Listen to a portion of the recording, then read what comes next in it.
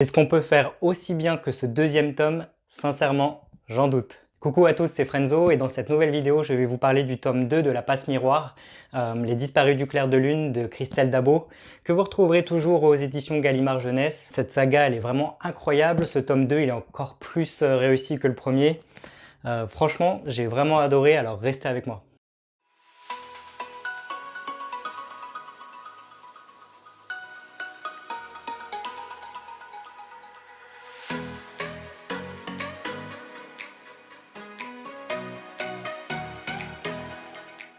Les Disparus du Clair de Lune, c'est donc le tome 2 de La Passe Miroir. L'histoire reprend exactement là où on s'était arrêté à la fin du tome 1. Donc je sais qu'il y a eu pas mal d'attentes entre chaque bouquin à l'époque. Moi j'ai la chance de les dévorer un peu quand j'ai envie, donc c'est l'avantage. Donc j'étais encore bien dans le premier quand j'ai entamé celui-ci. Et ça fait plaisir de retrouver cet univers avec tous ces personnages, c'était vraiment génial. Sans vous divulgacher le tome 2, si vous n'avez pas lu le premier livre, regardez pas cette vidéo. Mais donc comme je disais, l'histoire reprend là où on s'était arrêté à la fin du tome 1. Ophélie s'apprête à rencontrer Farouk, l'esprit de famille des gens du pôle.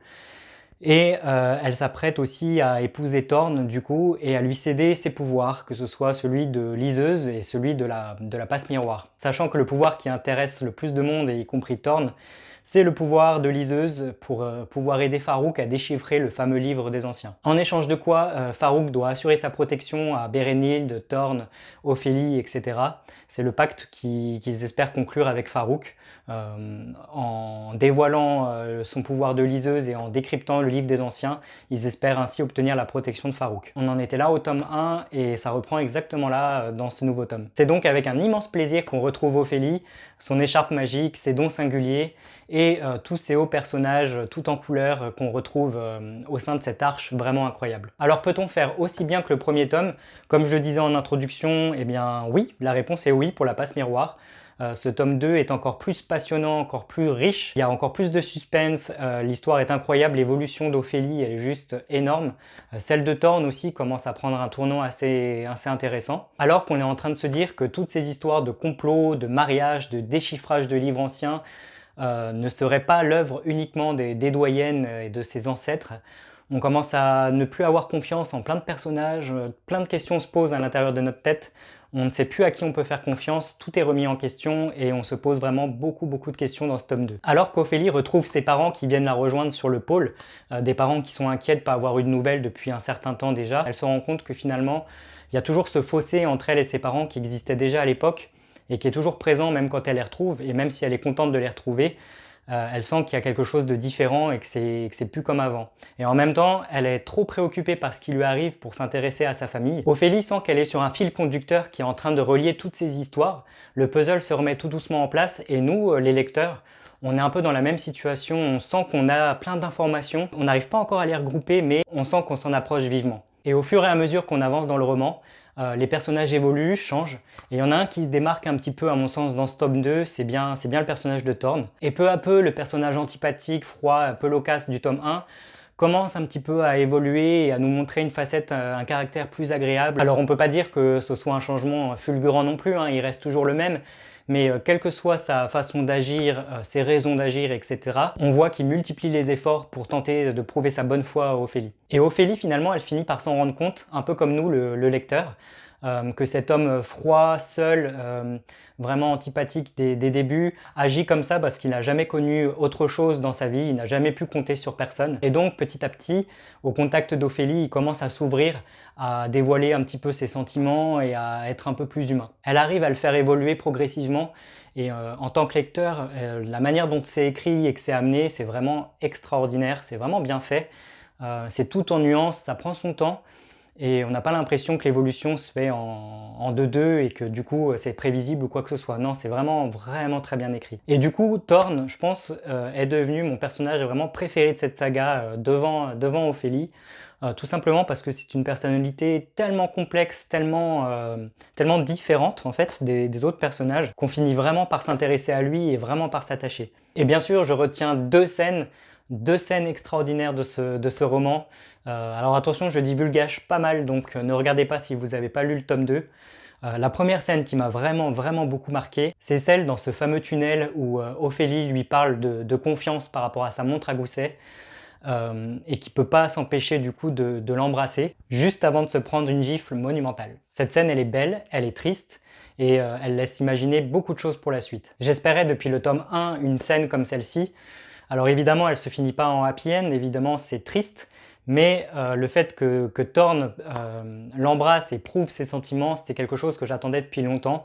Alors c'est pas réciproque à ce moment du livre, mais quand même on attendait ça, enfin j'attendais ça depuis un certain temps. Thorne a donc révélé ses sentiments, et à ce moment-là du livre, on a vraiment envie d'en savoir plus. En tout cas, il n'est pas juste ce géant au cœur de pierre qui ne parle jamais.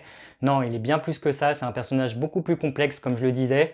Et on sait que dorénavant, la seule chose qui lui importe vraiment, et on avait un petit doute dans le tome 1, mais plus cette fois, c'est la protection d'Ophélie. Il ne tient qu'à elle, et tout ce qu'il fait, toutes ses actions, toutes ses décisions qu'il prend, ont l'air en tout cas de tourner qu'autour d'elle.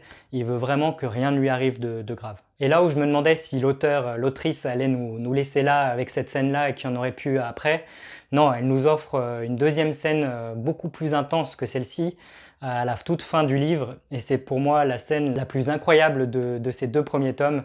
Une scène que j'attendais mais que j'imaginais pas comme ça, mais qui est grandiose. Je parle évidemment de la scène où Thorne est en prison et qu'Ophélie le retrouve parce qu'elle est bien décidée à le sortir de là. Et on a la scène la plus grandiose, comme je le disais, la plus magnifique, la plus poignante de ce tome et des 2 premiers tomes. C'est une scène poignante et magnifique, et lorsque Thorne du coup avoue à Ophélie qu'il est amoureux d'elle, qu'il l'aime, et qu'elle est contre lui à le tenir et qu'elle elle ne répond pas, c'est juste bouleversant. Et nous, en tant que lecteurs, quand on lit cette scène, on est là « Ah, enfin !» Non mais il faut le dire, on a le cœur en miettes au moment de ce passage.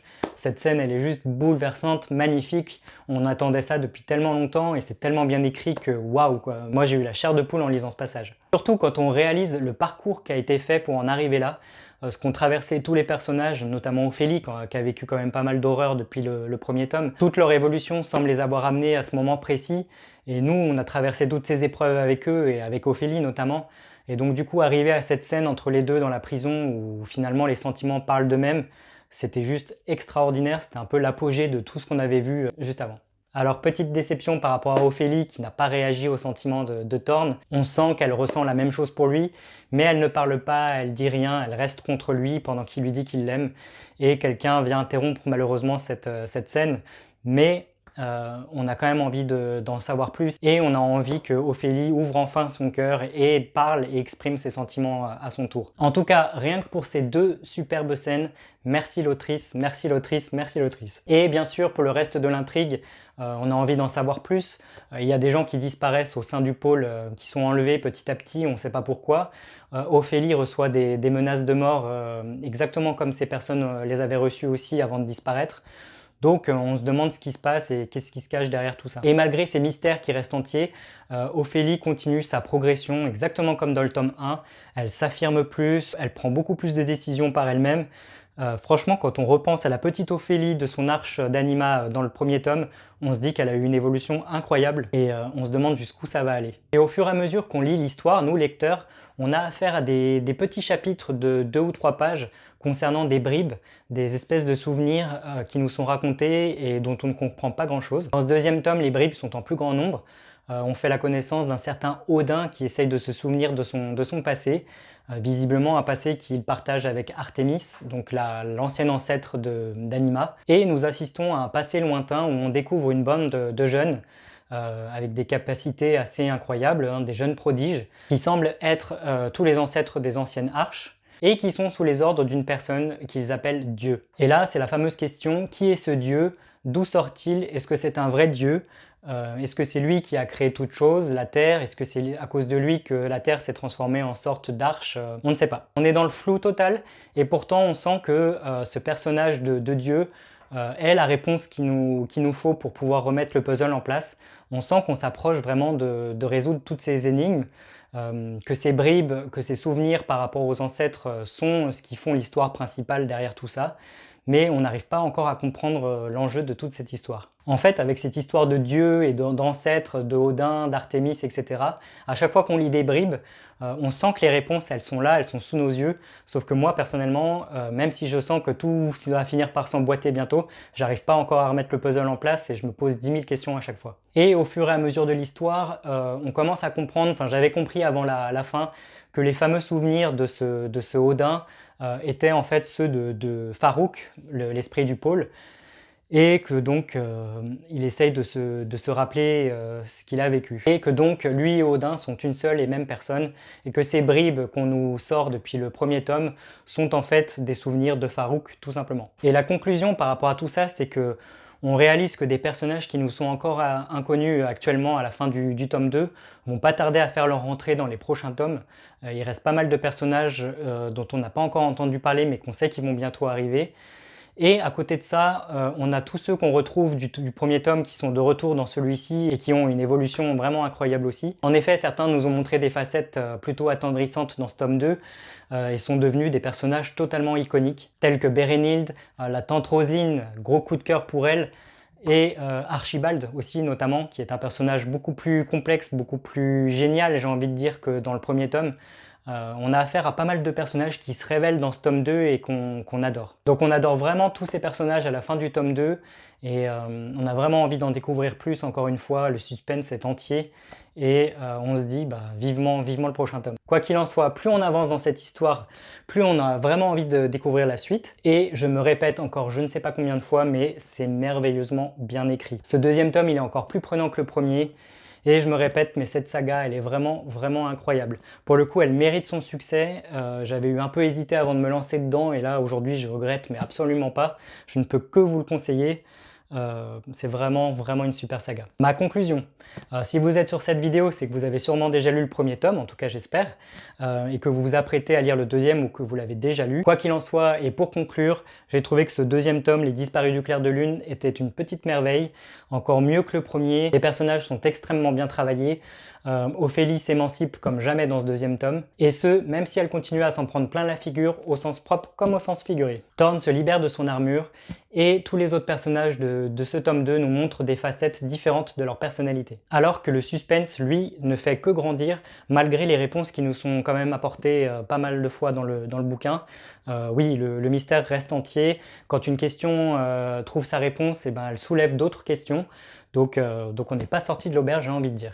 Bref, une saga extraordinaire pour ma part pour l'instant. J'en profite aussi pour dire que j'ai adoré les quelques dessins, les quelques gravures que je ne vais pas vous montrer pour pas divulgacher, mais qui se trouvent au début du roman et qui nous montrent les arches et les différents clans qui existent au sein de cette saga. Ça aide un peu à se remettre dans le bain quand on entame le deuxième tome et à mieux comprendre aussi tous les enjeux qui se cachent derrière ces clans, etc. Et donc on doit ces dessins à Laurent Gapaillard qui a créé la couverture de la Passe Miroir des 4 tomes. Et c'était vraiment le bienvenu, j'ai adoré trouver ces dessins et j'aurais presque aimé en avoir plus tout le long du tome. Bref, avec tout ça, j'ai vraiment envie de lire la suite, j'ai vraiment envie de me lancer dans le tome 3. Ce sera dans quelques semaines, donc vivement. Alors, si vous avez lu La Passe Miroir, le tome 2, Les Disparus du clair de lune, n'hésitez pas à me laisser un petit commentaire sous la vidéo pour me dire ce que vous en avez pensé, de lâcher un petit pouce bleu et de vous abonner à ma chaîne pour retrouver mes prochaines vidéos de critique littéraire. Dans la prochaine vidéo livre, je vais vous parler de La Planète des Chats de Bernard Werber. Ce sera la 10e vidéo de l'année déjà, donc soyez au rendez-vous, je vous dis à très bientôt. Ciao!